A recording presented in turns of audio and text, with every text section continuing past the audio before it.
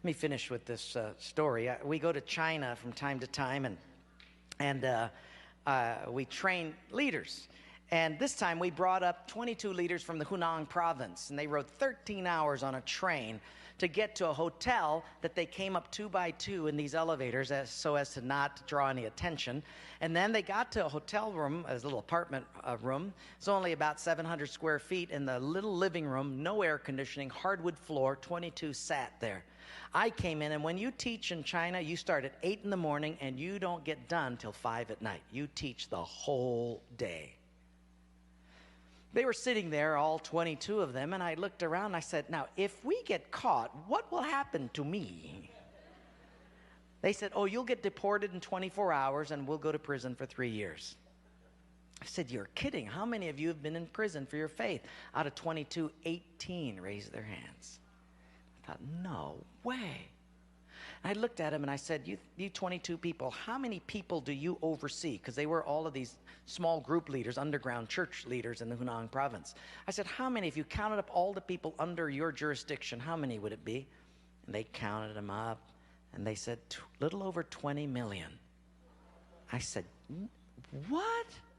See, we forget there's 1.3 billion people in China. This is crazy. Well, I had 15 Bibles, and I passed them out. Obviously, 7 didn't get them. And I said, let's turn to 2 Peter chapter 1, and we're going to read it. And just then, one lady handed hers to somebody next to her. And I thought, interesting.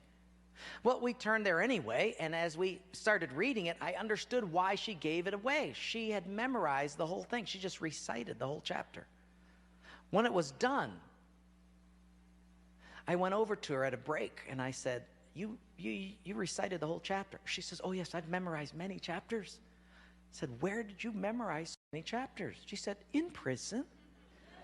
I said, you have much time in prison.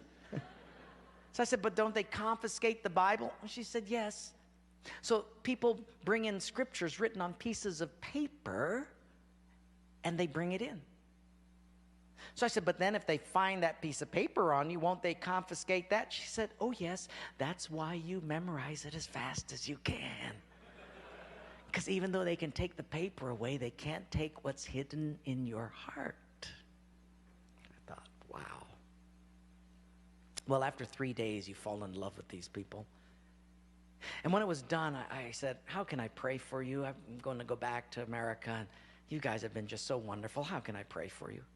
They said, you know, Wayne, you guys can gather like this whenever you want to in America. We can't. Could you pray that one day we'll be just like you?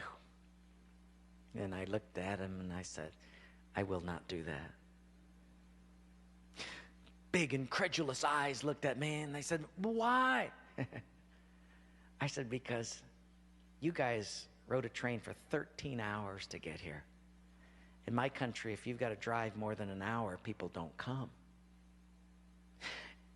You sat on a wooden floor for 3 days. In my country, if people have to sit more than 40 minutes, they leave.